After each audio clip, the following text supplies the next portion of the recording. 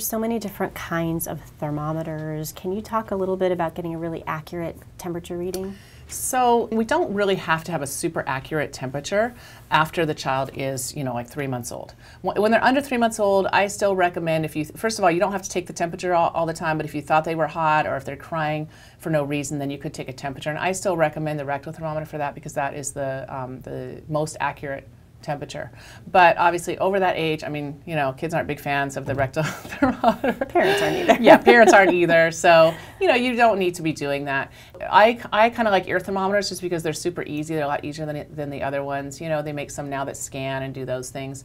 You can do oral thermometer in older kids, or you can do the underarm thermometer. It doesn't really matter that much which type of thermometer, as long as you're kind of taking a temperature, we're getting an idea of that they have a fever and how high it's going. And we do recommend, if your child does have a fever, to take the temperature every day at least once, just so we know how high and how long the fever is going on.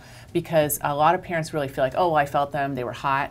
But it turns out, a lot of times we'll have people come in the office like, oh, my kid has a fever, we check it, it's not actually a fever. It turns out it's pretty tough to be able to tell how high the fever is, or if there even is a fever by touch. So you do want to actually take the temperature, and just so we know for how many days it's going on. And how about cold baths? Do you want to put your kid in? Yeah, so you can do like a cooling measures. We don't actually recommend cold baths because they might start shivering, which could drive the fever up. But you could do a lukewarm bath. Certainly, if a child has a fever, you want to get them undressed down to just the minimum, just to keep them cool like that, just to keep them comfortable, basically.